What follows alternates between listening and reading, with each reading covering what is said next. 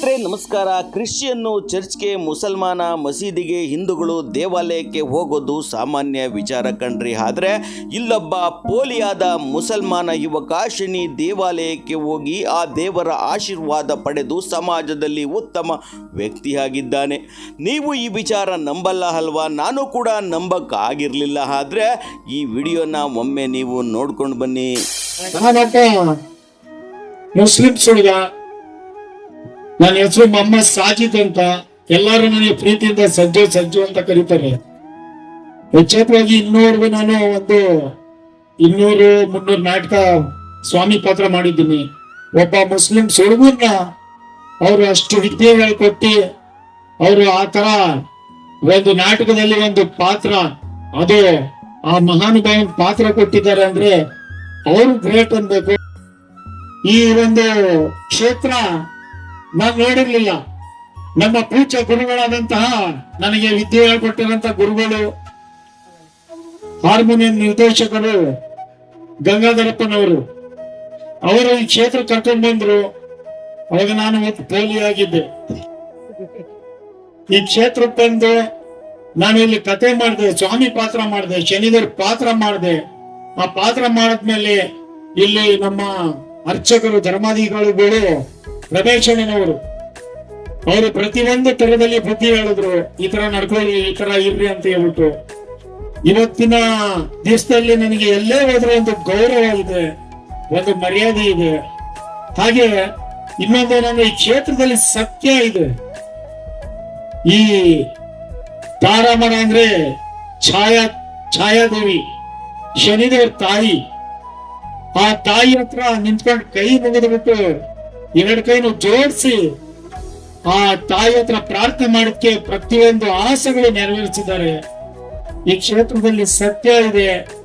ಆದ್ರೆ ಜನನಲ್ಲಿ ನಂಬಿಕೆ ಇರಬೇಕೆ ಹೊರತು ಮೂಢನಂಬಿಕೆ ಇರಬಾರ್ದು. ನಂಬಿ ಬಂದವ್ರಿಗೆ ಈ ಕ್ಷೇತ್ರ ಯಾವತ್ತೂ ಯಾರಿಗೂ ಮೋಸ ಮಾಡಿಲ್ಲ. ಪ್ರತಿಯೊಬ್ಬರಿಗೂ ಒಳ್ಳೇದಾಗಿದೆ, ಪ್ರತಿಯೊಬ್ಬರು ಇಷ್ಟಾರ್ಥ ಪೂರ್ತಿಯಾಗಿದೆ, ಎಲ್ಲರಿಗೂ ಒಳ್ಳೇದಾಗಿದೆ. ನಿಮ್ಗೂ ಒಳ್ಳೇದಾಗುತ್ತೆ. ಒಳ್ಳೆ ಮನಸ್ಸಿನಿಂದ ಆ ಪರಮಾತ್ಮನ ಹತ್ರ ಬೇಡ್ಕೊಳ್ಳಿ. ಹೌದು, ನಿರ್ಮಲವಾದ ಭಕ್ತಿ ಇದ್ದರೆ ಎದುರಿಗೆ ಇರುವ ವ್ಯಕ್ತಿ ಮುಸಲ್ಮಾನ, ಕ್ರಿಶ್ಚಿಯನ್ನ ಅಥವಾ ಹಿಂದೂ ಎಂಬ ಭೇದ ಭಾವವಿಲ್ಲ, ಬಡವ ಬಲ್ಲಿಗ ಎಂಬ ತಾರತಮ್ಯವಿಲ್ಲ. ಎಲ್ಲರೂ ಕೂಡ ಒಂದೇ ನಿರ್ಮಲವಾದ ಭಕ್ತಿಯ ಮುಂದೆ ಎಂಬುದು ಸತ್ಯವಾದ ವಿಚಾರ. ಈ ಬಗ್ಗೆ ಇಲ್ಲಿನ ಸ್ಥಳೀಯರು ಏನು ಹೇಳ್ತಾರೆ ಎಂಬುದನ್ನು ಕೇಳೋಣ. ಪ್ರತಿ ವರ್ಷದಂತೆ ಈ ವರ್ಷವೂ ಕೂಡ ಯಡೂರು ಹೋಬಳಿ ವ್ಯಾಪ್ತಿಗೆ ಬರುವ ನಾಗಸಂದ್ರ ಗ್ರಾಮ ಪಂಚಾಯಿತಿಯ ಯಲ್ಲಾಪುರದಲ್ಲಿ ದೊಡ್ಡ ತಾರೆಮರ ಶನೇಶ್ವರ ಸ್ವಾಮಿಯ 23ನೇ ವಾರ್ಷಿಕೋತ್ಸವ.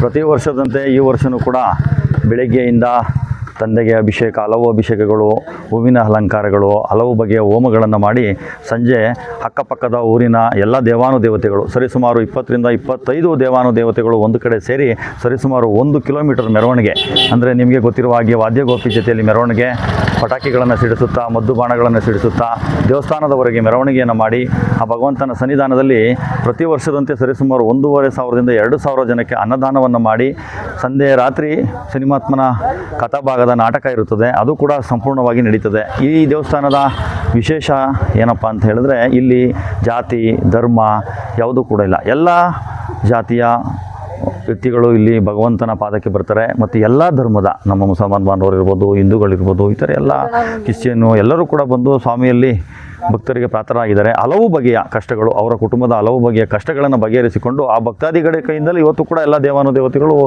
25 ದೇವರುಗಳು ಬಂದಿದ್ದಂತೆ ಒಬ್ಬರು ಅರ್ಚಕರು ಮಾಡೋಕ್ಕಾಗಲ್ಲ. ಏನು ಭಕ್ತರು ಅವರವರ ಹರಕೆಯನ್ನು ಭಗವಂತನ ತೀರಿಸಿದ್ದಾನೆ ಅವರು ಕೂಡ ಒಪ್ಕೊಂಡಿರ್ತಾರೆ. ಆ ಒಂದು ವರ್ಷದಲ್ಲಿ ವಾರ್ಷಿಕೋತ್ಸವದಲ್ಲಿ ಆ ದೇವಾನುದೇವತೆಗಳನ್ನು ಕರೆಸಿ ಇಲ್ಲಿ ಉತ್ಸವವನ್ನು ಮಾಡ್ತಕ್ಕಂಥ ಕಾರ್ಯಕ್ರಮವನ್ನು ಒಪ್ಕೊಂಡಿರ್ತಾರೆ. ಅದೇ ರೀತಿಯಲ್ಲಿ ಮಾಡಿದ್ದಾರೆ ಅಂತ ಹೇಳಕ್ಕೆ ಇಷ್ಟಪಡ್ತೀನಿ. ಹೌದು, ಈ ಕ್ಷೇತ್ರ ದೊಡ್ಡ ತಾರೆಮರದ ಶನೇಶ್ವರ ಎಂಬ ಹೆಸರಿನಿಂದ ಗುರುತಿಸಿಕೊಂಡಿದೆ. ಈ ಸ್ಥಳ ಇರುವುದು ತುಮಕೂರು ಜಿಲ್ಲೆಯ ಎಡೆಯೂರು ಹೋಬಳಿಯ ನಾಗಸಂದ್ರ ಬಳಿ ಇರುವಂತಹ ಯಲ್ಲಾಪುರ ಎಂಬ ಗ್ರಾಮದಲ್ಲಿ. ಈ ಕ್ಷೇತ್ರದ ಅರ್ಚಕರು ಏನು ಹೇಳ್ತಾ ಇದ್ದಾರೆ ಎಂಬುದನ್ನು ಕೇಳೋಣ. ಈ ಕ್ಷೇತ್ರ ಸುಮಾರು 400 ವರ್ಷದ ಮಹಿಮೆ. ಇಲ್ಲಿ ತಾರೆ ಮರ ಉದ್ಭವ ಆಗಿದೆ. ಈ ತಾರೆ ಮರದಲ್ಲಿ ನಾವು ಏನೇ ಬೇಡಿಕೊಂಡ್ರೂ ಪರಮಾತ್ಮ ನೆರವೇರಿಸ್ತಾರೆ. ಇದನ್ನು ಶನಿದೇವರ ತಾರೆ ಮರದ ಶನಿದೇವರೇ ಎಂದು ಹೆಸರುವಾಸಿಯಾಗಿದೆ. ದೊಡ್ಡ ತಾರೆ ಮರದ ಶನೇಶ್ವರ ಸ್ವಾಮಿ ಪುಣ್ಯಕ್ಷೇತ್ರ ಎಂದು ಹೆಸರು ಇದಕ್ಕೆ. ನಾವು ಇಲ್ಲಿ ಏನೇ ಕಷ್ಟ ಇರಲಿ, ಕಾರ್ಪಣ್ಯ ಇರಲಿ, ಸಂತಾನ ಇರಲಿ, ಆರೋಗ್ಯ ಸಮಸ್ಯೆ ಇರಲಿ, ಎಲ್ಲವನ್ನೂ ಭಗವಂತ ಇಲ್ಲಿ ಈಡೇರಿಸ್ಕೊಳ್ತಿದ್ದಾನೆ. ಭಕ್ತರು ಏನು ಕೇಳಿದರೂ ಇಲ್ಲ ಅನ್ನೋದಿಲ್ಲ, ಕೊಡ್ತಾನೆ. ಕ್ಷೇತ್ರದ ಅಭಿವೃದ್ಧಿ ಕೆಲಸಗಳು ಕ್ಷೇತ್ರದಲ್ಲಿ ಈಗ ನೂತನವಾಗಿ ಸರಿಸುಮಾರು ಒಂದು 3 ಕೋಟಿ ಅಂದಾಜಿನಲ್ಲಿ ನಾವು ಭಗವಂತನ ಪ್ರೇರಣೆಯಿಂದಾಗಿ ದೇವಾಲಯವನ್ನು ನಿರ್ಮಾಣ ಮಾಡ್ತಿದ್ದೇವೆ. ಎಲ್ಲ ಭಕ್ತರು, ಎಲ್ಲ ಆ ಗ್ರಾಮಸ್ಥರು ಸ್ವಲ್ಪ ದೇಗುಲಕ್ಕೆ ಸಹಾಯ ಮಾಡಬೇಕೆಂದು ನಾನು ಎಲ್ಲ ಭಕ್ತರಲ್ಲಿ ಮನವಿ ಮಾಡ್ತಿದ್ದೇನೆ. ಇಲ್ಲಿ ಇನ್ನೂ ಹಲವಾರು ಕೆಲಸಗಳಾಗಬೇಕಾಗಿದೆ ದೇವಸ್ಥಾನದಲ್ಲಿ. ಇನ್ನು ಒಂದು ದಾಸೋಹ ಸಮಿತಿಯನ್ನು ಕೂಡ ಇಲ್ಲಿ ಪ್ರತಿ ಶನಿವಾರ ಸೋಮವಾರ ಅನ್ನದಾನ ನಡೆಯುತ್ತೆ. ಹಾಗಾಗಿ ಭಕ್ತಾದಿಗಳು ಎಲ್ಲ ತಮ್ಮ ಕೈಲಾದ ಸೇವೆಯನ್ನು ಮಾಡಿಕೊಡ್ಬೇಕಾಗಿ ನಾವು ಕೇಳ್ಕೊತಾ ಇದ್ದೀನಿ. ಎಲ್ಲ ಗ್ರಾಮಸ್ಥರಲ್ಲಿ, ಎಲ್ಲ ಭಕ್ತಾದಿಗಳಲ್ಲಿ ಭಗವಂತ ಎಲ್ಲರಿಗೂ ಒಳ್ಳೇದು ಮಾಡಲಿ. ಹೌದು, ದುಡಿಮೆಯ ಅಲ್ಪ ಭಾಗವನ್ನು ಧರ್ಮದ ಕಾರ್ಯಗಳಿಗೆ ಬಳಸಿದಾಗ ಒಳಿತಾಗುತ್ತದೆ ಎಂಬುದು ಸತ್ಯ. ನೀವು ಒಂದು ಬಾರಿ ಈ ಕ್ಷೇತ್ರಕ್ಕೆ ಭೇಟಿ ನೀಡಿ, ಅದೇ ರೀತಿ ನಿಮ್ಮ ಅನಿಸಿಕೆ ಅಭಿಪ್ರಾಯಗಳನ್ನ ಕಾಮೆಂಟ್ ಮಾಡಿ, ದೇವರ ಕೃಪೆಗೆ ಪಾತ್ರ ಆಗಲು ಈ ವಿಡಿಯೋನ ಶೇರ್ ಮಾಡಿ. ಇದುವರೆಗೂ ನೋಡಿದ ನಿಮಗೆ ಧನ್ಯವಾದಗಳು.